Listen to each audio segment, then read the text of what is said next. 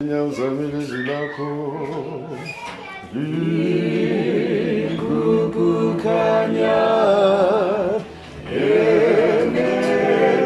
enendreniwa lisisibane senya uzami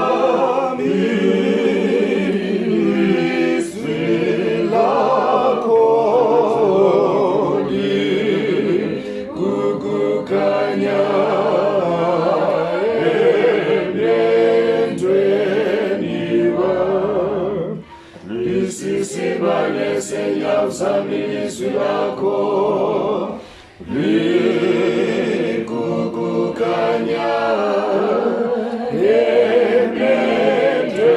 enendreniwa lisisibane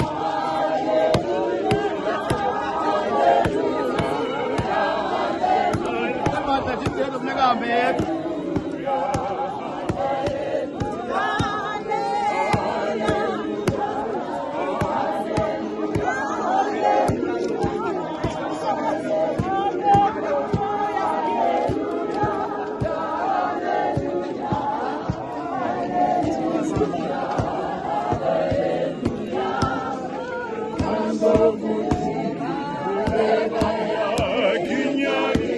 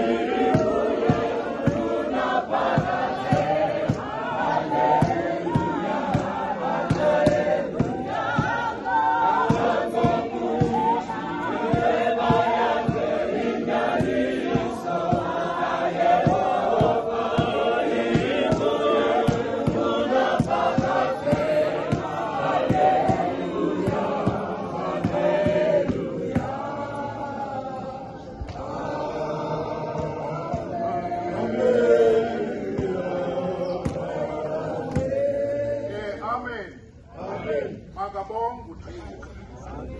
Mhle ngamaxesha onke. Bethu mandibulise. Ndibulise koba obalungiseleli. Koba amadoda amakhulu, kumagosa abazalwane, ngomama ngokunjalo, bavelelikazi, abalungiselelikazi, omama abakhulu, ogosakazi, odadewethu, umlisela nomthithinjana ngelihle igama lenkosi yethu. Amen. Ndiwubulise ke nomzi wasembekweni osivayo ngeli xesha. Sixolisa nakanjalo ngentsholo esiyenzayo ekuseni. Ndizawucela ke sithandazeni. Ndicela ke sithobeni intloko sivule. Bawo Thixo olungileyo, dali wezulu nomhlaba nemithombo yamanzi, Thixo olungileyo. Wena Thixo namandla ubuqaqabu bakho bulizalisile ihlabathi lonke. Thixo nobulungisa ngokubongwa ngokudunyiswa. Thixo namandla amakhulu usizizimvu Thixo namandla.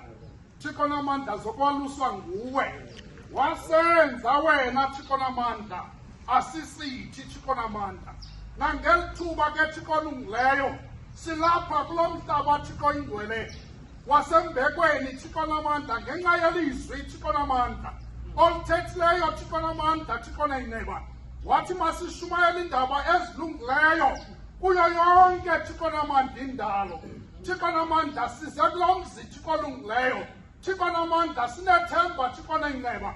Uyakwenza Thixo namandla njengaseNinive Thixo namandla elathethwa ilizwi Thixo namandla. Beva Thixo namandla abantu bakho Thixo ingcwele.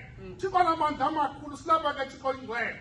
Asithembanga ziqu zethu, asithembanga buciko Thixo namandla bethu, kodwa sithemba amandla Thixo ingcwele asezwini lakho Thixo ingcwele, kuba liphefumlelwe nguwe ukuze Thixo namandla lifundise umntu wakho Thixo namandla abe nokufaneleka. Balapha ke Thixo ingcwele ekuthetheni Thixo ingcwele kwelizwi lakho Thixo namandla wongame Thixo olungileyo kwinto zonke, unika amandla Thixo ingcwele Thixo namandla ezintweni zonke siyabulela egameni lenkosi yethu uYashua. Amen. Bethu sivulile. Uzawukhokhela ke ubawo ubhudaza indlela yokuhamba. Kodwa ke njengoba sesijonge ngapha siza kwenza njalo ukuhamba. Odada ke bazawulandela ke iflag le ngokomnye nomnye umuntu phaa ngasemva. Ithetha ukuthi wonke umuntu ongutata, umzalwane, intoni sonke silapha ngaphambili ukwenzela into ethi sikhombe indlela ubheka phambili. Ilizwi ke bethuna esizawuhamba ngalo likumprofethi wethu Isaya. Sisahluko phase sokuqala siza kuqala ukufunda kwivesi ye-18. Isihloko ke sithi ukona kukaSirayeli nesohlwayo sakho, inkonzo ebuxoki neyinyaniso. Verse 18. Khanize sibonisane, utsho uYehova. Nokubizono zenu zithe zavela zanjengengubo ebomvu, zoba mhlophe njengekhephu. Nokuba zithe zayingqombela njengebala elibomvu, zovela zinjengoboya begusha. 19. Ukuba nithe navuma naphulaphula noda izinto ezilungileyo zelizwe. 20. Ukuba nithe anavuma nabanenkani nodliwa likrele, kuba umlomo kaYehova uthethile. Mandibulele ke bethuna. Silapha ke kulomzi wasembekweni. Sithunywa ngumlomo kaThixo. Silibandla likaThixo lomhla wesixhenxe. Siphuma kwindawo zonke zalapha eKapa.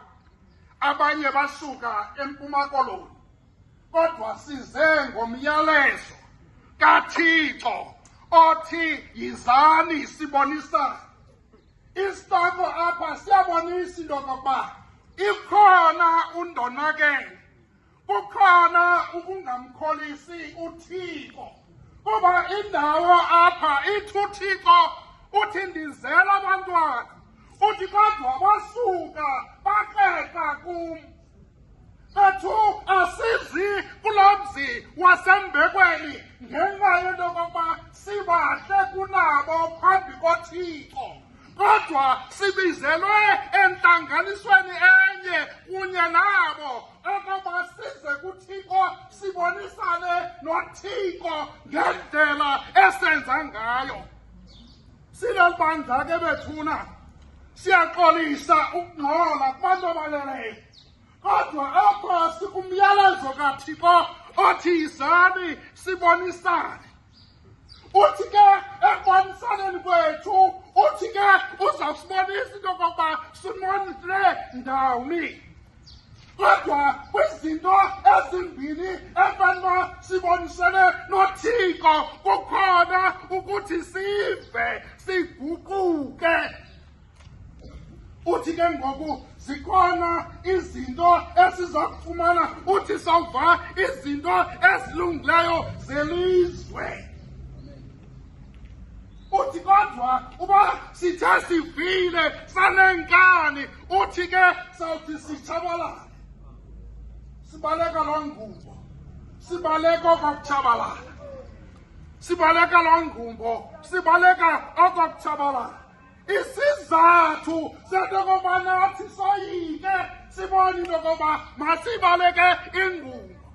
Uthi lo Isaya kwisahluko 24 uthi ilizwe esikulo, ihlabathi esikulo, uthi liyajinga.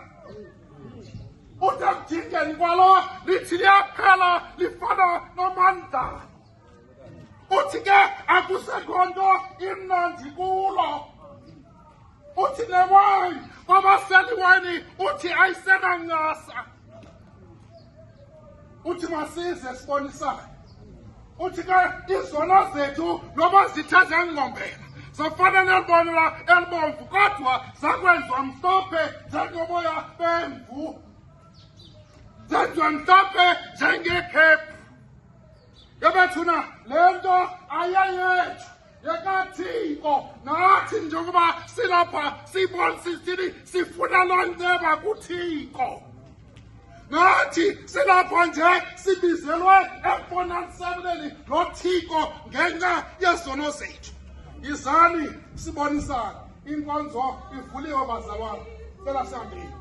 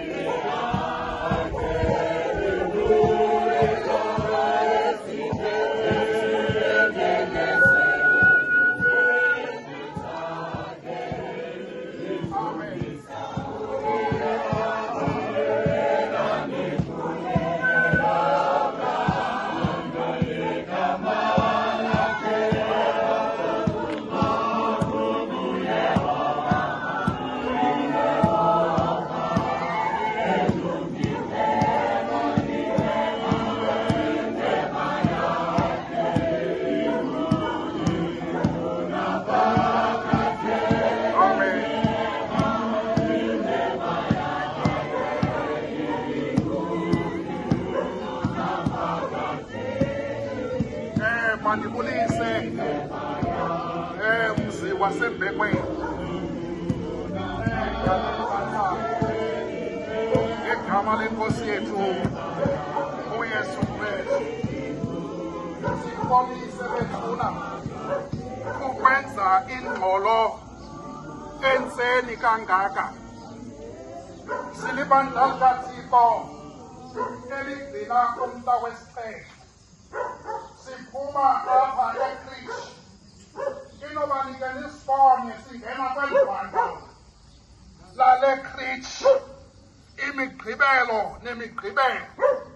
Kodwa namhlanje sithandile into yokokuba le nto ingabiyo yethu sodwa, kuba ilizwi likaThixo ngomlomo ka-Isaya umprofethi sisahluko sokuqala phaya ngevesi 18 uthi phaya khanize sibonisane, uthi ngenxa yento yokokuba izono zethu zivela zangombela, kodwa le nto uyasithembisa into yokokuba uzawuzenza mhlophe njengekhephi. Yonke ke le nto bethuna ayenziwa yenye into, kodwa yenziwa luthando uThixo analo ngakuthi. Athetha ngompostile uYohane sisahluko phaya sesesithathu ngevesi 16. Uthi wenze uThixo ukuthanda kwakhe ihlabathi ude wamncama unyana wakhe ekuphela kwamzeleyo kuze bonke abakhulayo kuba ngachabalali bazoba benobomi ongaphakathi. Sibizelwe kwelo thando bantwana bahle abathandiweyo, sibizelwe kwelo thando. Nathi silapha namhlanje sithuthuzelwa yiloo ntlanganiso yento yokuba nathi namhlanje sibizelwa kubana sibonisane noThixo. uThixo uyasibonisa, uThixo uyasibonisa, uThixo usibonisa ukuthanda kwakhe, uThixo uyasibonisa, uThixo uyasibonisa into yokokuba ihlabathi eli liyadinga. Uthethile uThixo ngabapostile bakhe esiqaleni into yokokuba namhlanje kwimihla sikuyo kuza imihla abantu iyaba ngabantu abangenanceba, iyaba zizibhoda, abantwana abangevi bazali. Ndiqinisekile nakule ndawo yasembekweni kunjalo, kodwa uthi uThixo khanize sibonisane. Sixakekile bethuna, sixakwe ngabantwana bethu, sixakele ilizwe lethu, sixakwe ngabantu abaphethe ilizwe lethu, kodwa uThixo namhlanje uthi icebo lingakuye, uthi khanize sibonisane. Umntu ufuna umyeni kanti uhleli nomntu onguthatha endlini, kodwa akumandanga. Umntu ufuna unkosikazi uhleli nomntu ongumama endlini, akumandanga. Umntu uhleli ufuna umntana uhleli nomntana endlini, kodwa akumnandanga. Kodwa uThixo unecebo, uthi khanize sibonisane.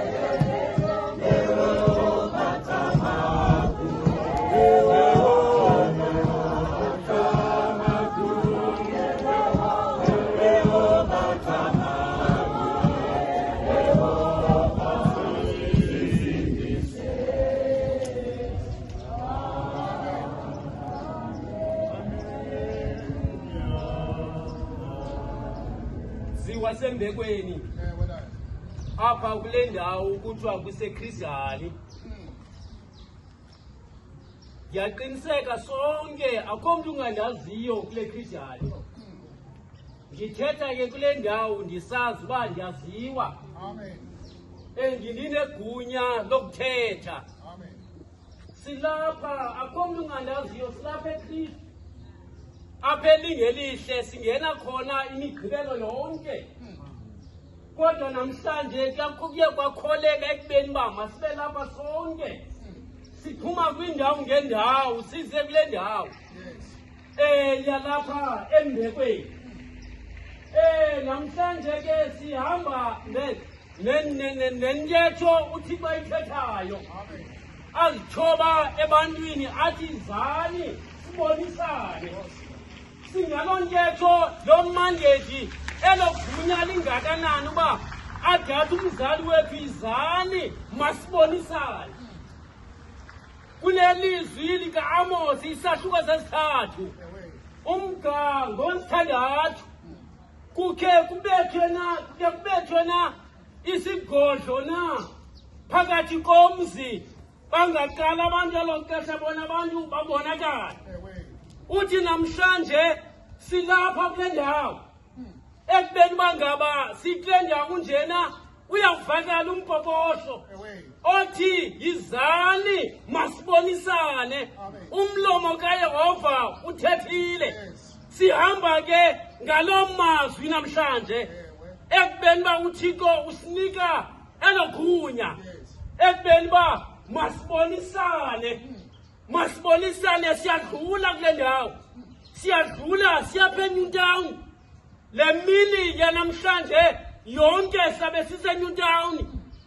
Kule ndawo kuthiwa kuseZibha sizabe silapho.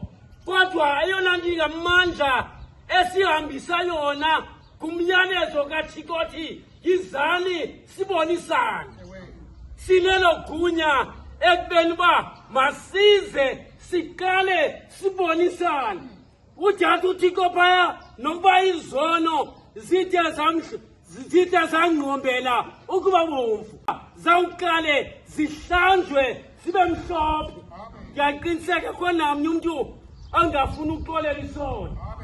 Kuthi xa kuthethwa ngesono athi kuba kunokuthiwa umntu isono sakhe sixolele, kodwa iyamvuyisa loo nto. Siyadlula bethuna, siyadlula.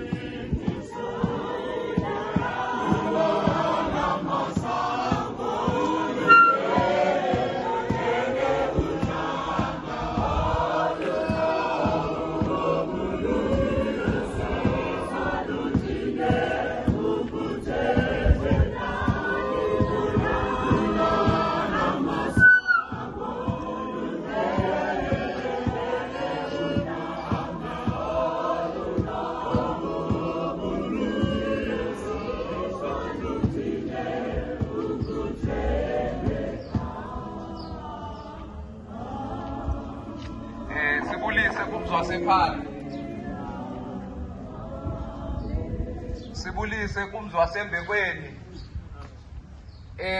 Silibandla likaYehova uThixo elilapha namhlanje eligcina umhla wesixhenxe. Size apha ke singaphethanga butyebi basemhlabeni. Size apha singazothembisa ngamali, size apha singazothembisa ngamisebenzi, kodwa ke into esize nayo namhlanje sizise ilizwi likaThixo kumhlaba wasembekweni. Ngenxa ke umlomo kaYehova uThixo uthethile wathi masihambe siyokuzenza abafundi kuzo zonke inhlanga. Ngenxa ke sethe sanifumana nathi ilizwi likaThixo sithi namhlanje masingabi nomona ile nto siyiphetheyo, ngenxa yelizwi elisithumileyo elithi masize sibonisane. Ngoku sifuna ukukhangela ke ngoku kule nto siyiphetheyo uba sinako ukuqhekezelana ngesonga sisiphetheyo. Uthi uThixo xa ezama ukusindisa ilizwi lakhe, ezama ukusindisa abantwana bakhe, uyabuza athi awujonge ezantsi emhlabeni, afike emhlabeni kuyinyakanyaka. Uyabuza uba ke ngubani na onosiyela. Laphuma izwi ngomlomo kaThixo, wathi unyana kaThixo thuma mna bawo ndokuyeka emhlabeni. UThixo wamthuma unyana wakhe ekuphela kwamzeleyo ukuze bonke abakholwa yabo bangatshabalali, babe nobomi obukunaphakade. Siziselo lizwi ke bandla elihle likaThixo lokuba ubani nobani othanda ukuwusindisa umphefumlo wakhe azathabatha umnqamlezo wakhe amlandele uYehova uThixo. Siziselo mazwi kuthe ekubeni uba amthumile unyana wakhe ezantsi emhlabeni ngenjongo yokuba kungabikho namnye umntu osilelayo kwicebo likaYehova uThixo, ibe ngulowo nalowo athi ngomhla wokugqibela abe nako ukuyifumanela indawo yokuhlala umphefumlo wakhe ebukumkanini bukaYehova uThixo. Kuba siyazi baxesha likaThixo ukuba izinto zomhlaba zizinto zazomzuzwana.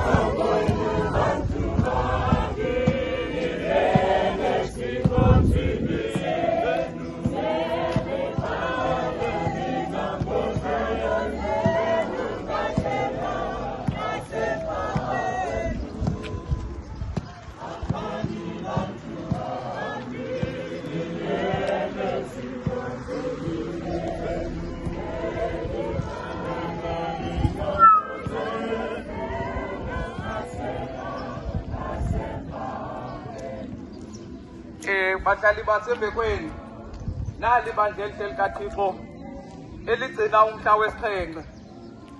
Sizise isimemo namhlanje okuba ke sizame sisondele sizofumana ilizwi likaThixo, sikhangele uba ke uThixo ufuna senze njani na namhlanje. Sihamba namazwi kwincwadi kaBawu Isaya esasihlukweni sesokuqala ngevesi ye-18. Uthi uThixo xa emema abantu uthi khanise, uthi sibonisane, uthi nokuba izono zenu ezi uthe zaba yingqombela, uthi ziyawuhlanjwa zibe mhlophe njengoboya bemvu. Siziselo cebiso namhlanje ukuba ubani ufuna ukuhlamba izono zakhe, ukuba ubani ufuna uba nesihlalo ebukumkanini bukaYehova uThixo, makasondele namhlanje sizobonisana ukuba ke uThixo ufuna ntoni na. uThixo umthumile unyana wakhe ezantsi emhlabeni ukuba yalowo nalowo asindiswe lilizwi elithethileyo. Silapha ke namhlanje siziswe loo mazwi bandla elihle likaThixo okuba ke masize sibonisane ngaloo mazwi ukuba ke sindawuni napha emthethweni kaYehova uThixo.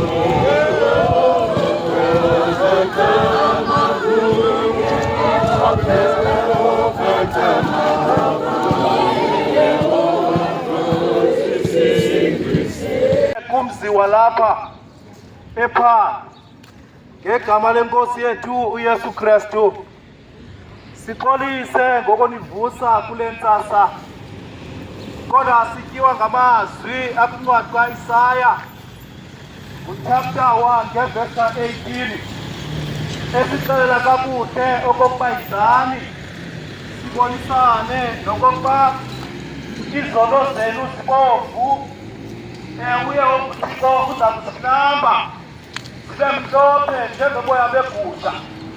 Silapha namhlanje silibandla kaThixo egcina umhla wesibhe inkonzo ke esiyibangela apha elingelithe Educare Center isabatha ngesabatha.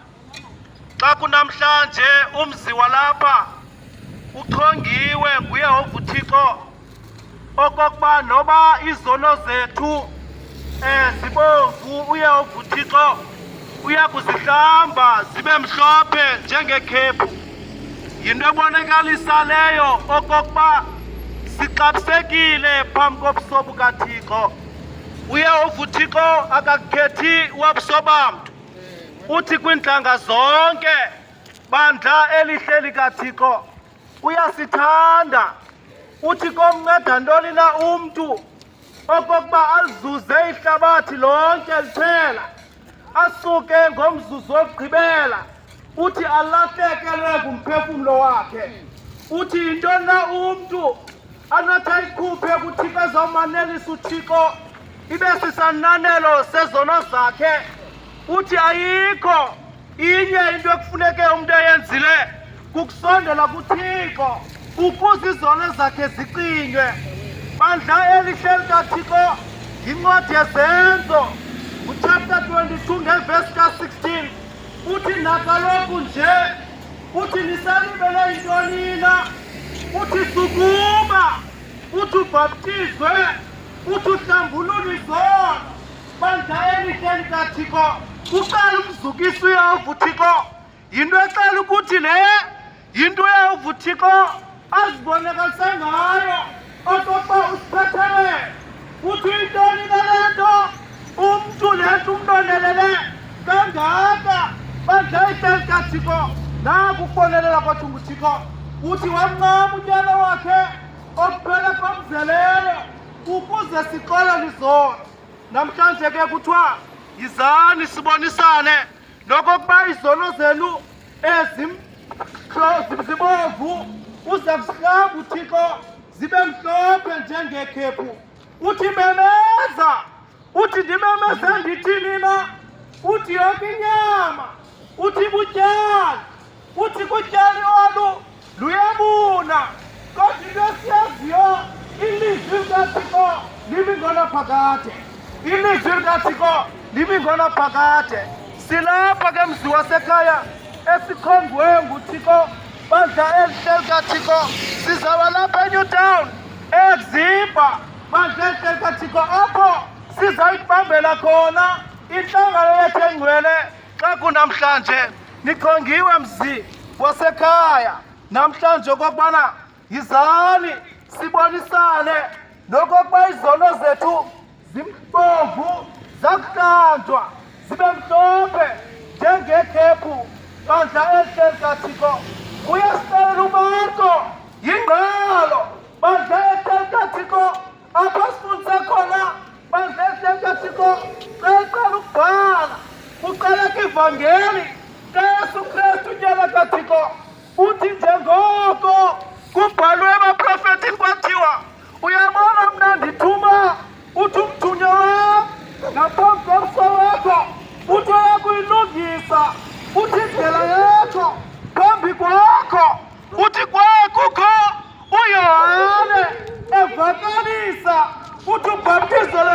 umvumo ukuze abantu baxolelwe uthi zona uthi la liphuma lonke lakwayuda bandlekathiko bebhaptizwa nguye uthi wayenombhinqo wenkonze nesiqesiseke esidla uthi nkumbi bandla ihleli kathiko silapha ke sichongiwe bandla ihleli kathiko Motha seGalati uthi imali ngoko uthi ekhulekweni athe uKristu wanikhulula kuyo uthi ubuzeni ngabuyini nibanjwe ijogwe yokukhoboka uthi zani sibonisane noba izono zenu zibomvu uthi uza kuzihlamba zibe mhlophe njengoboya begusha uza kuzihlamba zibe mhlophe njengekhephu Kathiko, incwadi yezenzo uchapter 2 ngevesi 37 uthana kumva bahlaliswe athi madoda thina uthi guqukani nibhaptize ngabanye ukuze zicinywe uthi izono zenu bandla ihleli kaThixo bathe bakuva bahlabeka ezinhliziyweni bathi madoda Itinina, uthi guqukani, nibhaptizwe, niqale nizone, babidinga, nibuni, nabantwana benu, nabona inkosi, isukuba ibabiza, bandla ihleli kaThixo, uyasimema unkothixo, ncwadi kaIsaya, kuchapter 15 isihlala kakuhle bandla, ehleli kaThixo, ngubani na, okholiweyo, uthi ludaba lethu, Engalo kaYehova uthi kile ke kubanina bandla ihleli kaThixo ithi thina sonke salahleka uthi kwagusha uthi lowo wabheka kwelakhe icala kodwa uyeva uThixo uthi wamwela umntu ngenxa yothando likaThixo izani sakhe bandla ihleli kaThixo ngoba izono zethu zinjani na uza kusihlamba uThixo oyena mntu nokusihlamba uyeva uThixo esinethemba kokuba uyeva uThixo ongamkhethi wabusobamntu masize sisondele sidibane eNew Town eZimba bandla ihleli kaThixo uyeva uThixo uyasimema unikhondile namhlanje okokuba sondelani nokwizono zethu bandla ihleli kaThixo zibomvu uthi uza kusihlamba zibe mhlophe zibe njengekhephu uthi thina sonke sabhaptizelwa uyeva uThixo uthi samambatha sihamba nje bandla ihleli kaThixo sombatha inkosi uthi izani ke sibonisane noba izono zenu ezibomvu uza kuzihlamba uthi osukubethanda ukundilandela uthi makazinqabe awuthabatha umnqamlezo andilandele bandla ihleli kaThixo osukubethanda uthi kundilandela makazinqabe awuthabatha umnqamlezo andilandele bandla ihleli kaThixo masisondele okakubuya uThixo usithandile nakaloku nje bandla ihleli kaThixo thina sonke salahleka kodwa uyeva uThixo wamwela umntu ebugwenqeni bakhe bandla elihleli kaThixo sisondele bandla ihleli kaThixo sithi bandla likaThixo engenela apha elingelihle ngomhla weSabatha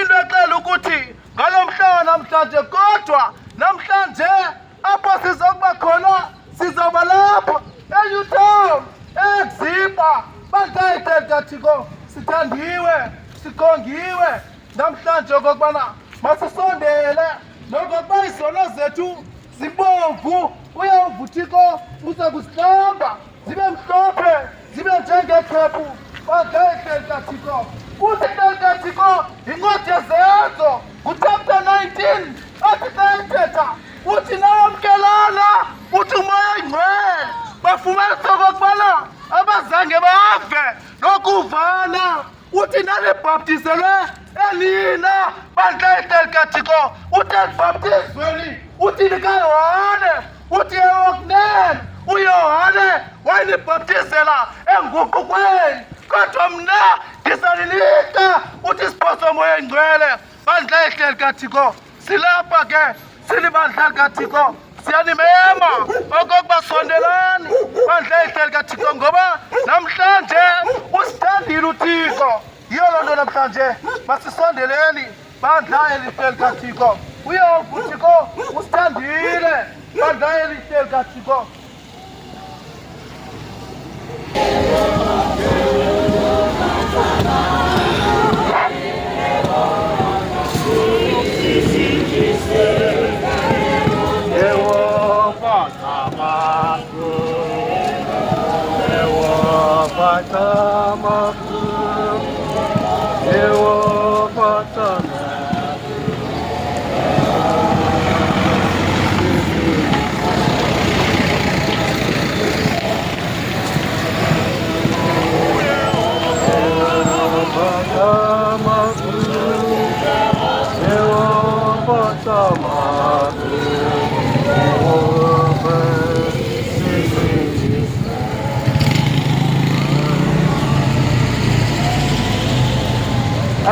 Mandithabathe ithuba nam ndisibulisele kulo mzi wasembekweni ndibulisa ngegama elihle elinamandla lenkosi ethu yahlomthethweni ekuthiwa nguYesu Kristu. Ndibulela uThixo osivumeleyo nakule mini wayenza yantle emini okokuba sizongahamba kwezi strato zale community yalapha embekweni. Sibulela loo nceba kuThixo osivumeleyo. Ndibulisa ibandla likaThixo lonke ngokubanzi kuba abavelelayo abalungiselelayo amadoda amakhulu ebandla likaThixo nabazalwane namagosa alo noomama ngokunjalo. Sithunywa nguThixo asizithumanga silapha nje kungenxa yolizwi likaThixo. Athi uThixo masihambe kwiindawo zonke silivakalisa ilizwi lakhe sivakalise iindaba ezilungileyo zikaThixo. Umpoposho esinawo namhlanje lilizwi elikuyi-Isaya umprofeti kaThixo kwichapter 1 ngevesi ka-18 phaya. Athi uThixo phaya khanize sibonisane. Kodwa ndinamazwi endiwathandayo kwaphaya kwesi sihloko phaya ekuqaleni kulaa vesi yesibini. Athi phaya, ivani mazulu bekani indlebe ehlabathi kuba kuthetha uYehova. Ngokucacileyo akuthethi thina nangoku, kuthetha bani? uYehova, inkosi yanamandla mayibonke. uThixo uthanda umuntu ovayo ngaphezu komuntu ongafuni ukumamela, ngoba uThixo ungumuntu onembeko, ungumuntu omamelayo, ungumuntu ovayo, othobekileyo. Ngoba loo nto uThixo uyithululela kubantu bakhe bonke abafuna uba mabamlandele uThixo. Apha uthi uThixo yizani sibonisane. Litsho ilizwi lanamhlanje ngale mhla wakhe wesabatha, ngoba ngumhla wesixhenxe namhlanje wesabatha uYehova uThixo. Athe wonke umntu kufuneka awugcine lo mhla azukise uThixo ngawo, kuba ngumhla uThixo awunyulayo phakathi kwemihla yonke uThixo awayidalayo. Namhlanje sihamba nalo mpoposho, khanize sibonisane. Kuthi uYehova akutsho thina, uYehova ufuna ubonisana nabantu bakhe, nothi thina singumpoposho nje, sihambisa umpoposho nje kaThixo ebantwini bakaThixo. Khanize sibonisane. Sivile awutata bethetha basi sikhonzela eKrizani, eKrishi phaya, kodwa ngoku sibheka phi eNew Town apho siya khona, apho siya kuhlangana khona. Siyambonga ke uThixo nale nceba. Uthi namhlanje uThixo uthande into yokokuba masizohamba kwezi strato zalapha embekweni. Efuna wonke ke uThixo umntu wakhe aphulaphule kakuhle, eve uThixo, angevi ngoba kuthetha mna, ave bani uThixo, ngoba ilizwi lelikabani lelikaThixo. uthixo uthi namhlanje yamema wonke umntu abomvu njengebala elibomvu uthi uthixo uyakusihlamba sibe mhlophe njengegedi uthi noba sivele sanjengebala elibomvu uthi lakusihlamba sibe mhlophe njengoboya bemvu uthi kodwa uthixo phaya xa ethembisa uthi uba lithe navuma xa ethetha izwi lakhe nimlandele nize kuye nizobonisana naye ngezono zenu nina bantu uthi uthixo niyakuzidla izinto ezilungileyo uthi zelizwe kodwa phaya kulaa vesi ye-19 uthi pha uthixo ukuba nithe anavuma uthi ngoba uthethile umlomo kayehova ukuba nithe anavuma uthi niyakudliwa uthi likrele inkosana amandla mayibonke nakudliwa likrele ngoba uthixo ufuna umntu ovumayo uthi uyesu ngenye imini ngeshumi elinanye phaya ngama-28 ivesi kukaTimoteyu uthi phaya uyesu yizani nonke nina nibulalekayo uthi nisindwayo uthi ngumthwalo uthi mna ndiyakuninika uphumla athi thabathani idyokwe yam athi niyithwale athi nifunde kum ngoba mna ndinobulali ndithobekile ngentliziyo uthixo uyasiqoqosha okanye uyasinqwanqwada okokuba sibuyele kuthixo ngoba uthixo ufuna bonke abantu bakhe babuyele kuthixo ngoba nguye uthixo owadala umntu akekho omnye umntu owadalayo uthixo onegunya lokuhlamba isono somntu inkosana amandla mayibongwe inkosana amandla mayizukiswe ngoba nguthixo nangoku osimemayo okokuba masibuyele kuye size nezono zethu kuye uthi masize nazo singazishiye izono size nazo kuye uthixo nguye oza kuzisusa asihlambe zisuke kuthi izono zethu asizuzisusa thina ngokwethu uthi uthixo masize nazo kuye zizono ngoba nguye negunya lokususa isono emntwini uthi noba ungathathi isoda uthi uzicinkixe ngayo uthi asoze sisuke sosono uthixo onegunya lokusisusa isono phi emntwini ngoba uthi akakholwa ndim uthi ukholwa ngulowo wandithumayo uthixo ufuna sikholwe kubani kuthixo uthi uyesu ngokwakhe asikholwa kuye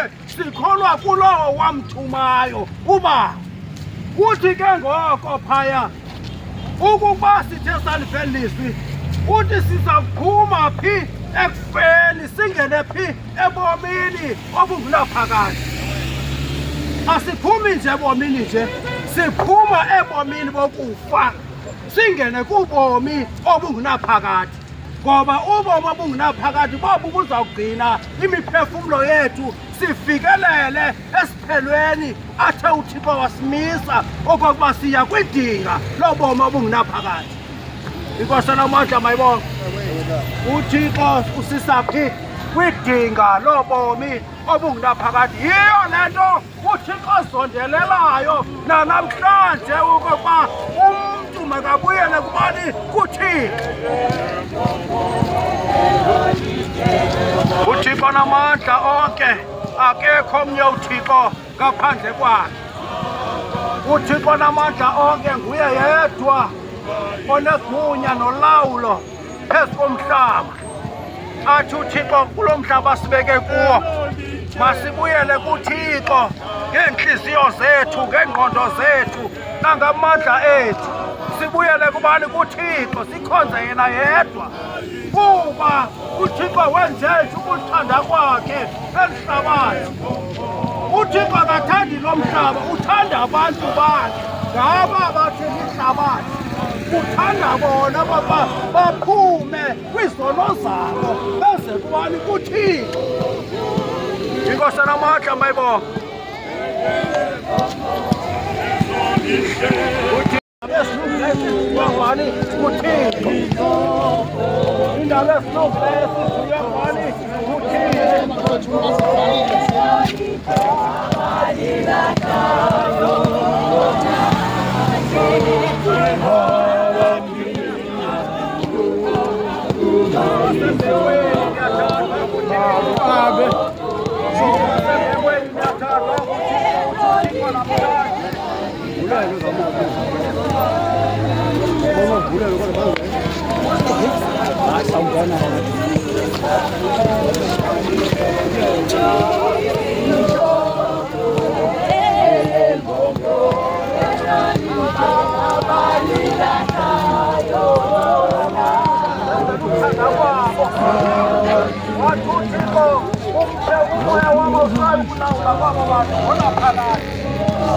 ubomi babo uyabafisa, uyabalikhulu namanzi mabili.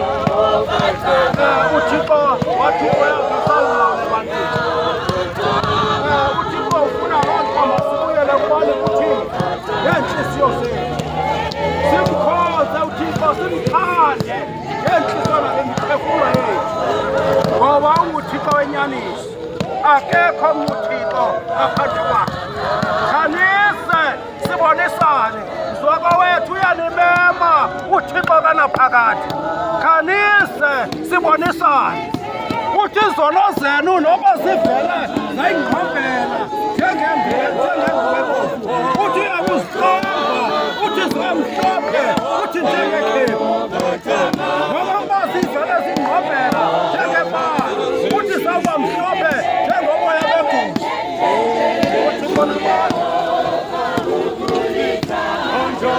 uThixo sithandelayo, namhlanje simele simthande ngenhliziyo zethu. Othandayo ukundilandela, othandayo ukundilandela, makasincame ngokwakhe, awuthabathe umnqamlezo wakhe, awuthwale, andilandele. Kuba nyhani uthi kumnceda ntoni okokuba lizuze liqhibele usindiso lomphefumlo wakhe, ngoba uThixo ufuna umntu ozakuyiyo ayemisa phambi komankundla yamatyala, athi yiyo le Thixo into yandisindisayo. Xa ungasindiswanga kuThixo usindiswa yinto. Inkosi enamandla mayibonge. Mandijike bazali, mandijike bazalwane, Nkosi.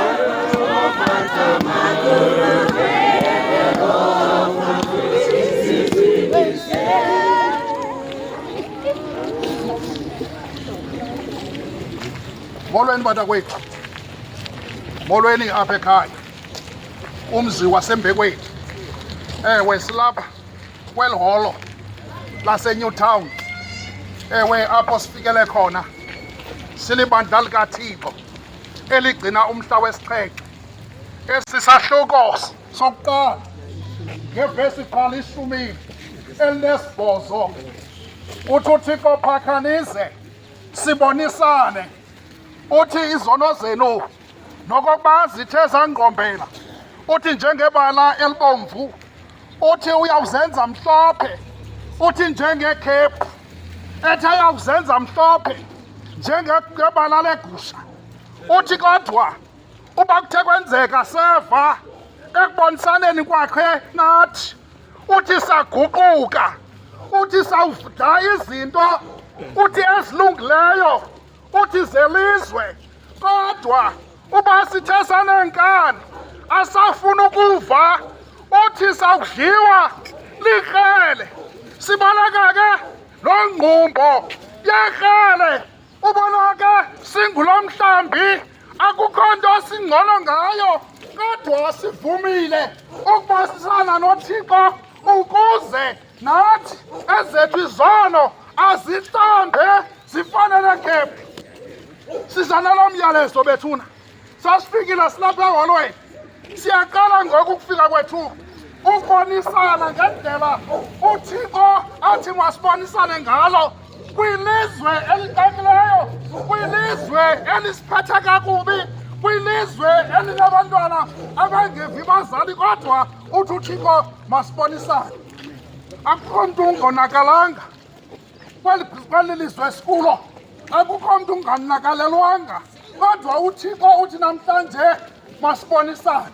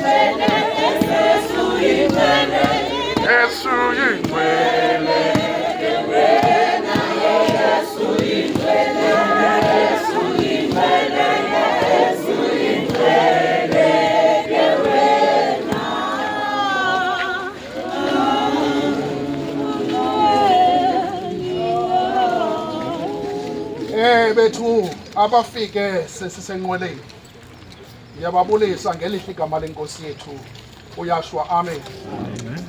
Ngoku ke ukhona umveleli wovangelo enza ucela asondele ngaphambili ukwenzela uba siyiqukumbele le nkonzo ngokusesikweni le yasesitratweni. Ewe nguye ozawusikhomba uba sivala njani. Ewe ndicela ke Ntomiso asondele ngaphambili.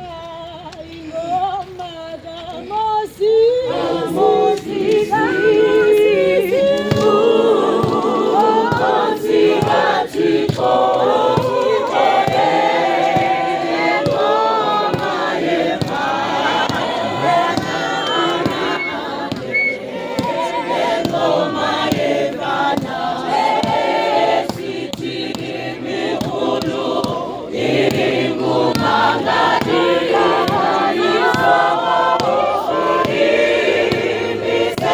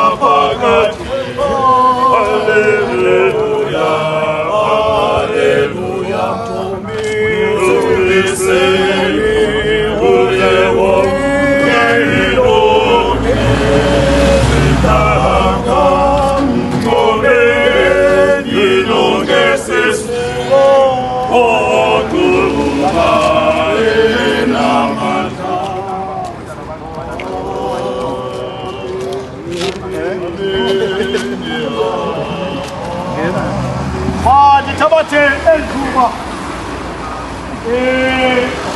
ngale mini uyokuthixo ayinilileyo umhla awubekele abantu baselingile athe ngawo uyokuthixo namhla masingene kwimizi nemizana okokuba sivakalise ubukhulu bakhe.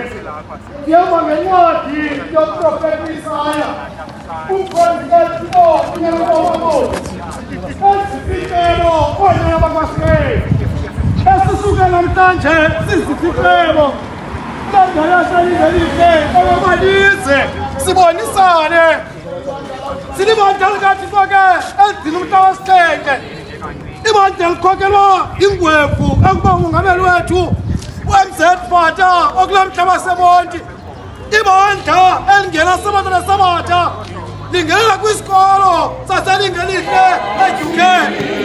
Ngakho ke yiloo nto uthixo namhlanje akhuphe isimemo kanise sibonisane asinobisi lwezenu zingomvela uthi zinjengegazi uthi zawuhlanjwa zibe mhlophe njengekhephu. Elizwe uthixo namhlanje akuba lihlale phantsi sibonisane.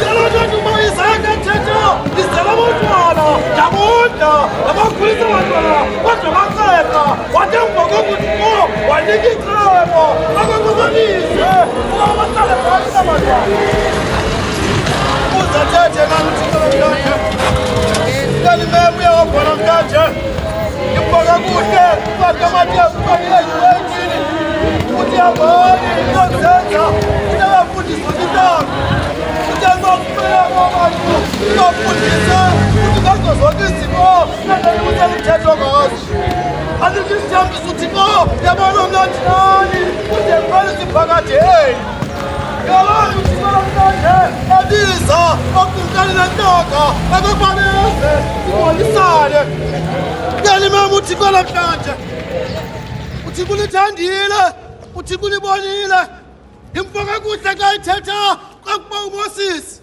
uthi kuba mnandi ukuvile ukulila ngabantu bam onyana bakwaSirayeli uthi ngihlile okabantu wehlangula nani uthixo namhlanje kulandela eselingelihle uzila kokuba azonihlangula yiloo nto sinikhawulise okuba sibonisane.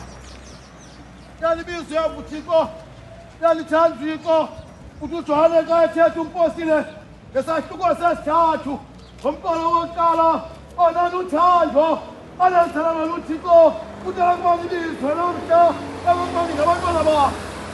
Yaloo nto uthixo namhlanje kalibizwa kokuba ize sibonisane. Yabizwa namhlanje uthixo kalithanda uMesiya unibizela kuyo uthixo ukuze ndixole izolo kwathi ezenzo zabapostile sahluko sesithathu athi amadoda asathe nakufa sihlabeke entliziyweni abanomfundo madoda bazibona sithini nangoko thina bazizinto uthi xakathixo yavela impendulo kuqukani sikholwe kwindaba ezilungileyo uthi libhaptizwe ngabantwana bakhe uthi ukuze ndixole izolo.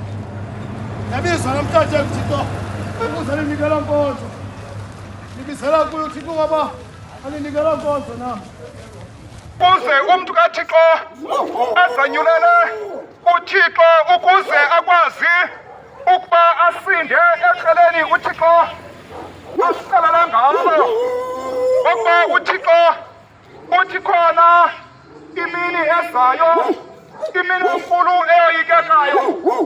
Yiloo nto ke namhlanje silapha sizawubongoza sizawumema sizawu-invayitha bonke abantu balapha embekweni ukuze sidibane apha eHabzibha Christian Center ukuze sabelana ngelizwi likaThixo ngentsimbi yeshumi. Namhlanje uthi uThixo ngomprofethi uIsaya, khanize sibonisane. If you read in the book of Isaiah, chapter 1, verse 18, the God is making an appeal. The God is inviting that all they want to be saved in the end times. Thixo uyainvite namhlanje uThixo into yoba bonke abantu abanqwenela ukusindiswa ngomhla wokugqibela xa uThixo esiza kudweba ihlabathi, ngoba uthathile ngencwadi yomprofethi uMalaki wathi uThixo, uyabonani iyeza imini evutha njengeziko, apho uThixo loo mini uthi ke loo mini uya kuyilenya ke loo mini angayishiyeli ingcambu nasebe. Ithi ke nabo bonke abenzi bangendawo uthi ke uThixo loo mini uzawube ezile ezokugweba.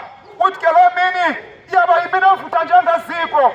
Yaloo nto sisenza ke le appeal namhlanje, simema umzi wasekhaya embekweni ukuze abantu abakaThixo bazizuzela icebo likaThixo lokusinda kwimini ezayo evutha njengeziko. Khanize sibonisane mzi wasekhaya ngazo iindaba ezilungileyo zikaThixo, ngoba uThixo uthethile ngencwadi ithi ke ngoMateyu isahluko ngamashumi 28 ngomqolo we-18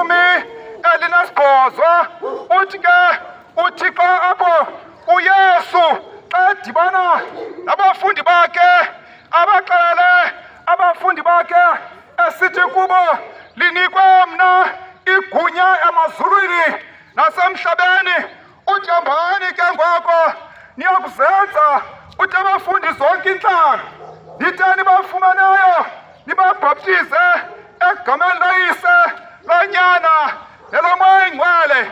Nithi ke nibafundise zonke izinto endiniwisele umthetho ngazo. Uthi kuthi xa uyabonani ke ndinani lide lipheliswe iphakade eli.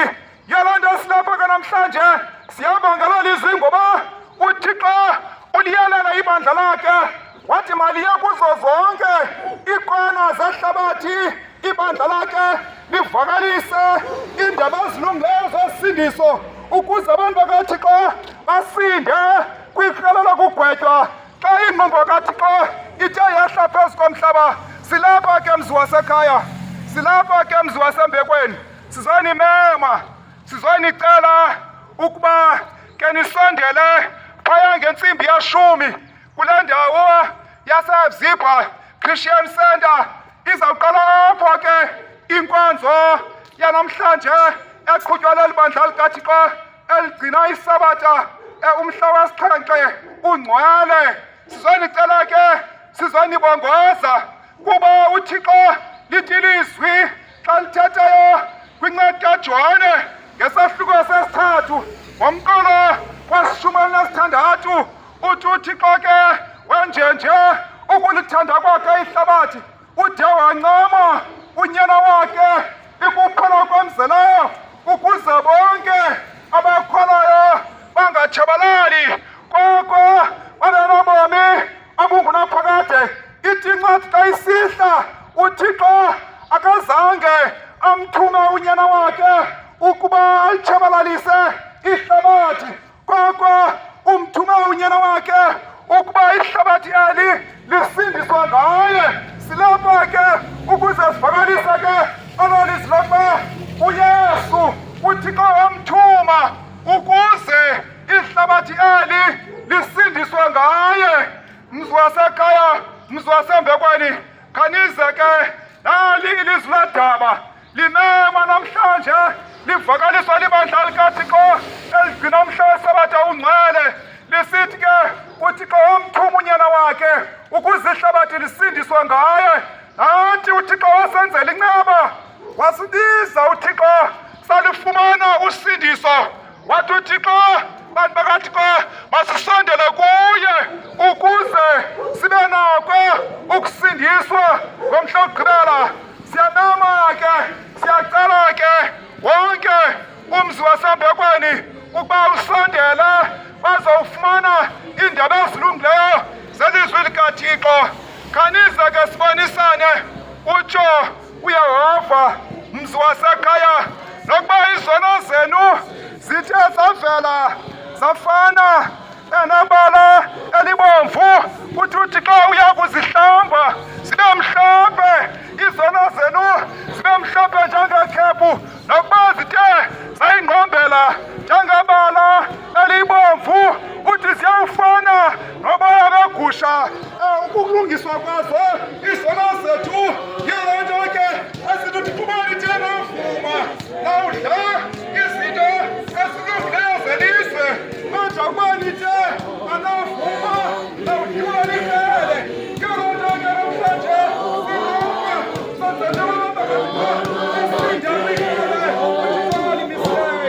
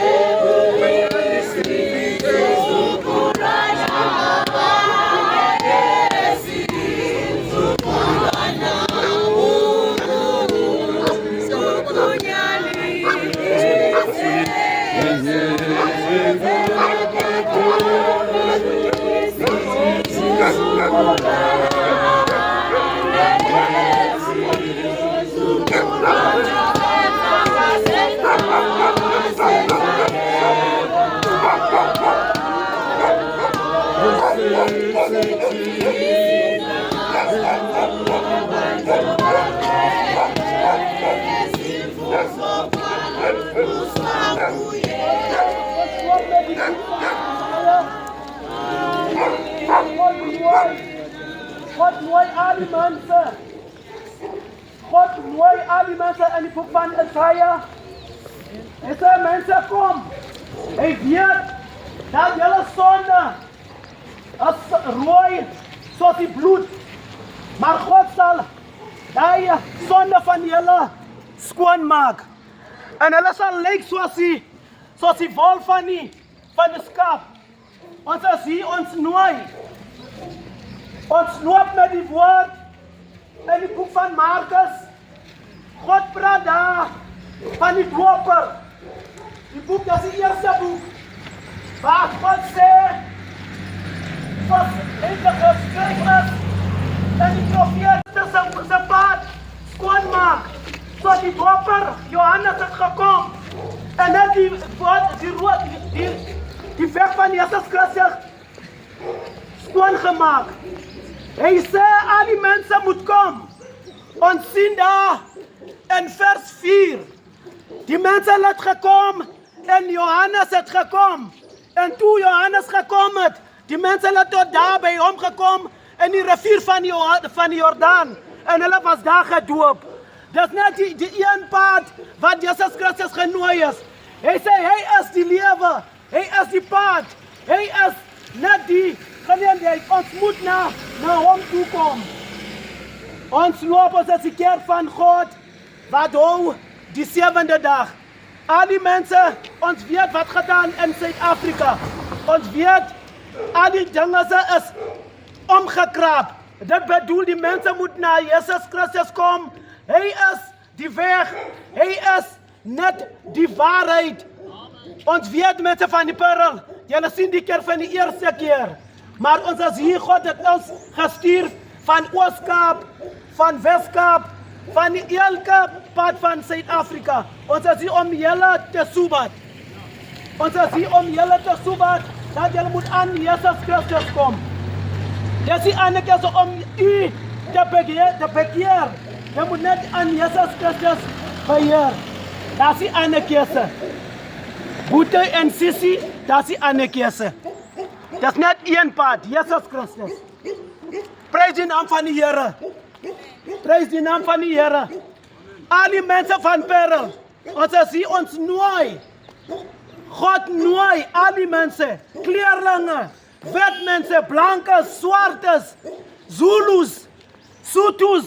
Maar vandaag, God sê ons moet die pad loop en nooi al die mensen. To those that are speaking English, in the book of Mark, the first, that means the gospel of Jesus Christ, how you come to Jesus Christ. The first book of Mark, it is written in the book of the prophets, Malachi and Isaiah, that is chapter 40 and chapter 3, that Jesus Christ is sending someone that is going to pave the way of Jesus Christ. That is John the Baptist. John came and then he came and declared the way of Jesus Christ so that the people can be baptized in the name of the Son, the Father, and the Holy Ghost. And those people to be taught what Jesus Christ taught his 12 disciples. And he says, I'm with you up until the eternal age. This is what Jesus Christ is calling. In the book of Isaiah, God is inviting everyone, every color, every race, every nation, and every tongue to come to his rescue. There is only one salvation. The salvation is about Jesus Christ, the Son of the living God. There's no other choice, people. If we want to be saved, we know everyone has got their problems. But now God is inviting through his church that is keeping the Sabbath day under the leadership of MZ Vater. So we are inviting. Asseblief mense, ons is hier onder. Ons is hier onder. As die mense wil kom besoek, ons is daar in Hepzibah, sodat al die mense kan maar die woord van die Here luister en hoor, sodat aan die einde van die lewe mense is allemaal gered. Dankie.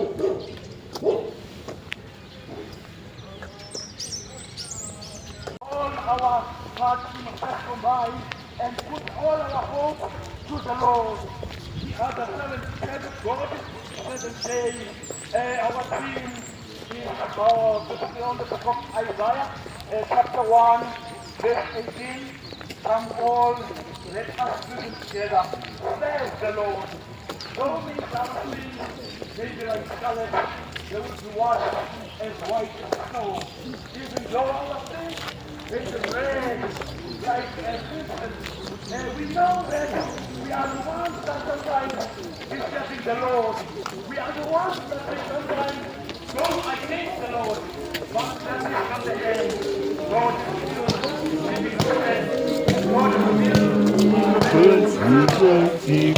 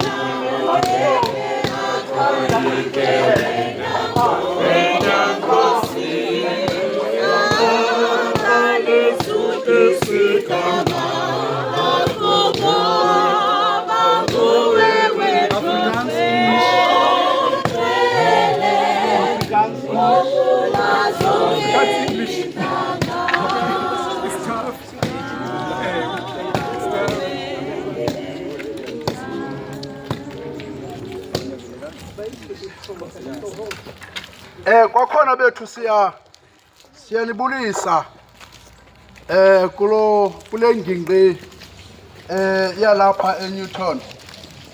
Sihamba ke silibandla likaThixo lomhla wesixhenxe, a Church of God Seventh Day Sabbath Keeping Church. We are here today to invite and ask all the communities, as been written in the book of Isaiah, chapter 1, verse 18, as the Lord says, "Come, let us reason together," says the Lord. The Lord is acting and making an appeal, a legal invitation to all of us who might thought that our sins cannot be washed, who thought that our ways cannot be as good as we think it would.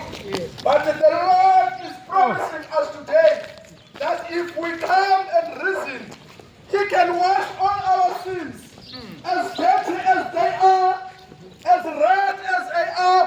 But the Lord has promised us today, if we come together and discuss this issue, it seems like we have a problem within ourselves.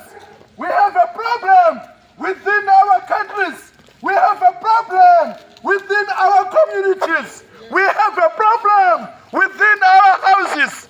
As the Lord now is asking everyone to come and reason together with Him. It seems like God has a plan for us. God has a plan for everyone. Now He is inviting everyone today. No one has been rejected. God is inviting everyone who might want to be washed and the sins to be cleaned as a cotton. Now the Lord is making that appeal and is making that legal appeal and a promise to everyone that if we come together to the house of the Lord will wash our sins. And if we repent in the name of the Jesus, God will wash our sins and make us clean as the wool, and make us clean as we thought we cannot be. But the Lord now is making the appeal. He's making an appeal to all of us. He's making an appeal to me. He's making an appeal to you. He's making an appeal to everyone, to the community, to the houses, to the individual, to everyone. God is making this appeal. Come, let us talk about this situation. Come, let us talk about this problem. It seems like we have a problem, but the Lord now looks like He got a way on how to go within our problems, on how we deal with our issues, on how we deal with our problem. Now the Lord is calling us, and come, let us reason together, says the Lord. The Lord is calling everyone. We are there at Hemsiba Conference Center. We will be there the whole day today, discussing the ways and how the Lord wants us to worship Him. And the ways for us to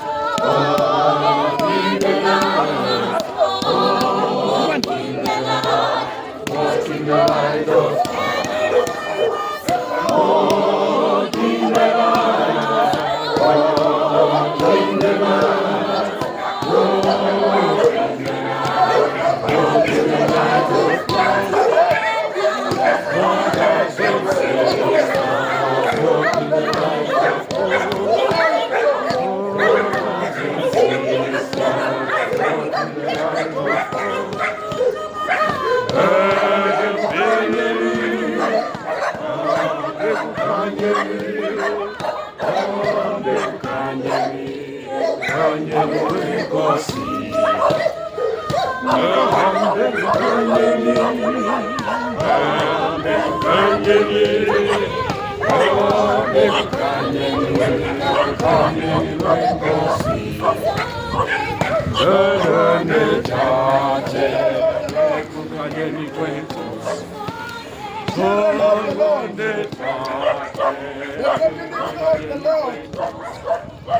The Lord is calling us today into a discussion, into a dialogue.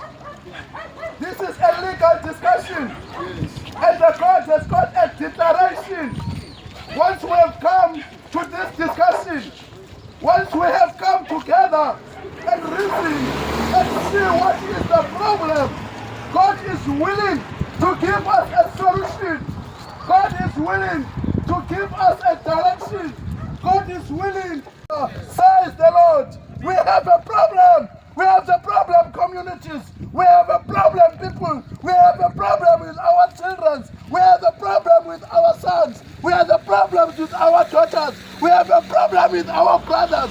Now the Lord is calling us to discuss this situation, to discuss this problem, because Lord has a solution. Because Lord says in the verses below, if we come and listen to the word of the Lord, the God will give us a good things.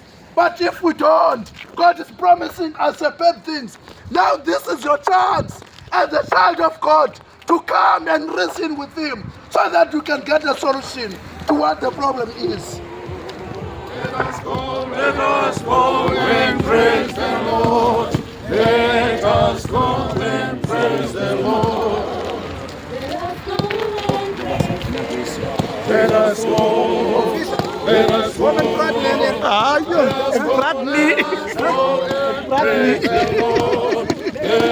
us go. God is calling us all.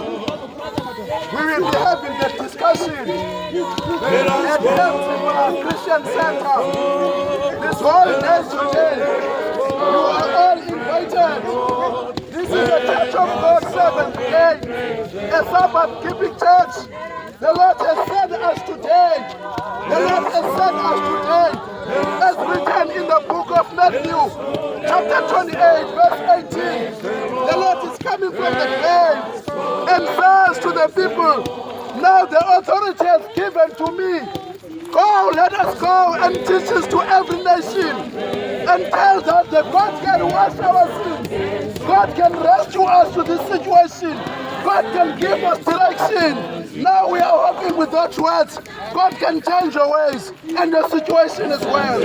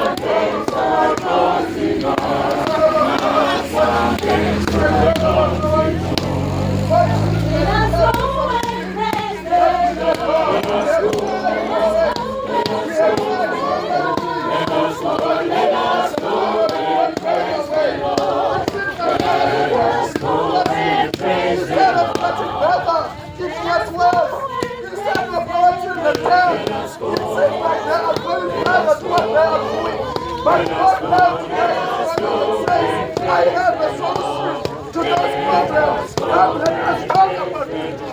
God is calling us. Come, let us listen together. Say the word. Let us go. Let us go. Let us go. Let us go and praise the Lord. Let us go and praise the Lord. Let us go and praise the Lord. Let us go. Let us go and praise the Lord. Let us go and praise the Lord. inkosi namhlanje. Landisa inkosi namhlanje. Siphaya conference center. Sizabe silapho imini yonke namhlanje. Sithetha ngecebo likaThixo. Okubana uThixo uthanda okokuba simkholise njani na. Ngoba unesithembiso kwakule ncwadi apha ngezantsi asinika sona. Okokuba sithe senza ngokuthanda kukaThixo saphulaphula. Oko uThixo azithethileyo kuthi. Uthi sakudla izinto ezilungileyo zelizwe. Kodwa uba sithe saphulaphula asalipha ilizwi likaThixo. Ithi inkosi namhlanje sodliwa likrele. Namhlanje inkosi ke yasibiza ukuze sibaleke ukudliwa likrele. Okoba makasibonisane kule ngxaki kuyo eza kuba ngokokutyiwa likrele. Kule ndlela uyihambayo eza kudibanisa nekrele. Khawuze ke sibonisane okubana ayikho enye ndlela engcono lokuhamba ngayo. Masibiyele enkosini bethu. Inkosi yasibiza namhlanje. Come, let us reason together.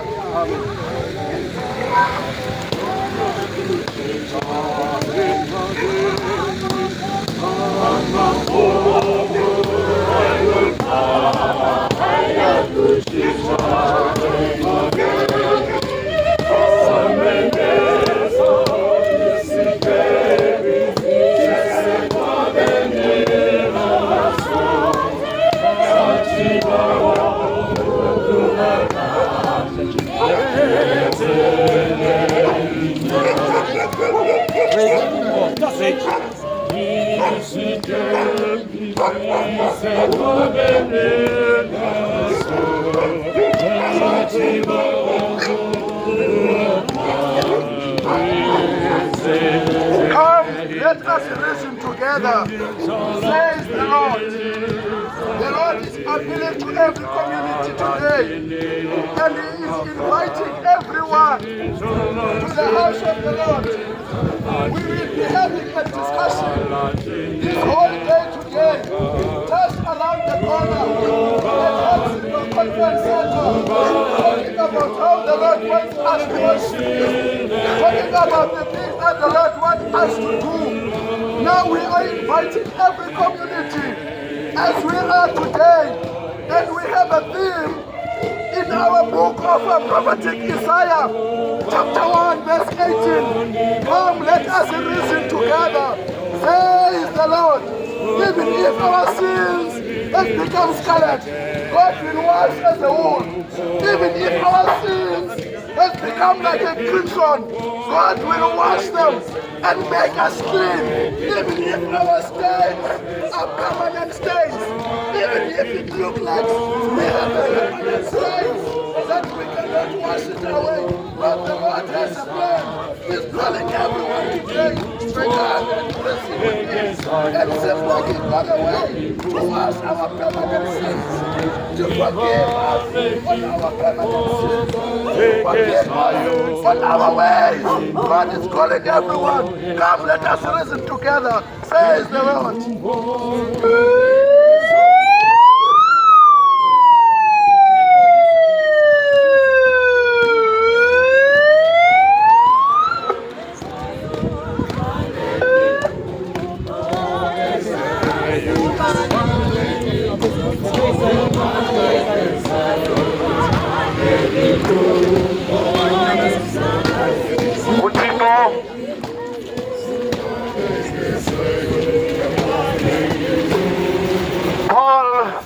Community and Wellington community. God the Lord has really been found as the solution, as the only solution in this current dispensation. Let us rest assured that if we honor this invite from the Church of God Seventh Day, we will definitely get something fruitful, something spiritual that will at least uplift our lives. We are the Church of God Seventh Day. We are the Sabbath observing church. As we take that from the scriptures, the book of Exodus, where it says, the Lord spoke all these words were His words. that we must remember the day of the Sabbath and keep it holy as instructed by the Lord. The Lord is the refuge, the Lord is strength. He is a very present help in trouble. Now we've been given the word that let all come and reason together, even though our sins may be red as crimson, even though our sins may be like scarlet, but the Lord himself will wash us from each and every iniquity. The Lord himself is granting us time today that we must come at Hepzibah Conference Center as to reason together. Yes, we know that we might think that the Lord is away from us in terms of showing his love. We may have a propensity that the Lord has abandoned us. That is not the case, my friend. That is not the case, community. The Lord still loves us. The Lord still is extending his hand to show us his glory, to show us his mercy. You are therefore cordially invited to our convention that will be conducting here by the Hepzibah Conference Center. We are really excited to be at this community. Amen. We are really excited to invite you so that we may come and hear the word of the Lord. In the name of our Lord Yeshua, amen.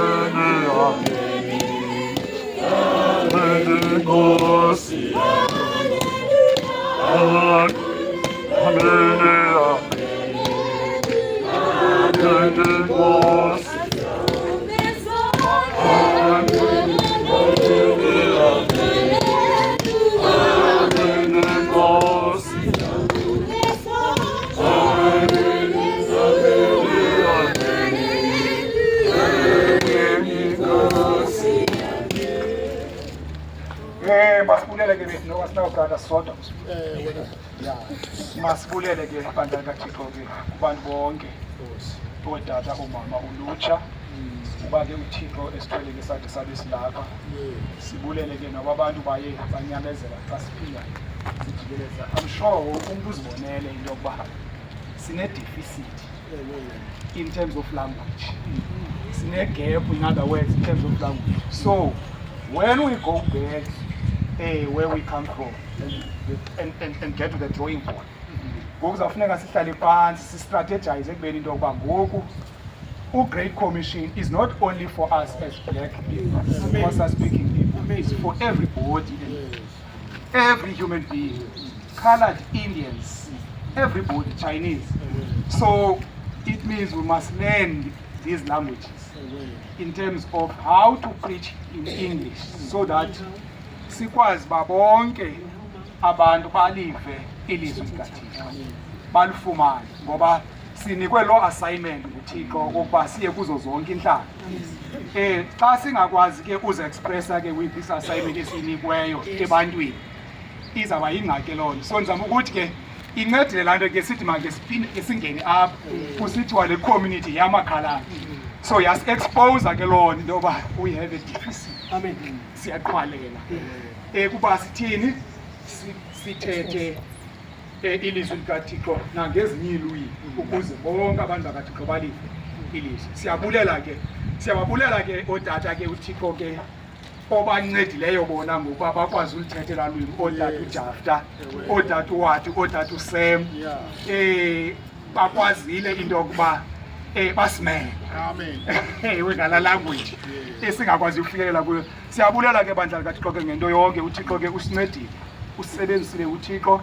Uqala kusasa uzoma ngoku. Abanye abazalwane ke bebengene ngapha, nathi besiqale ngapha yakhe sabuya ke sajoyina ke apha.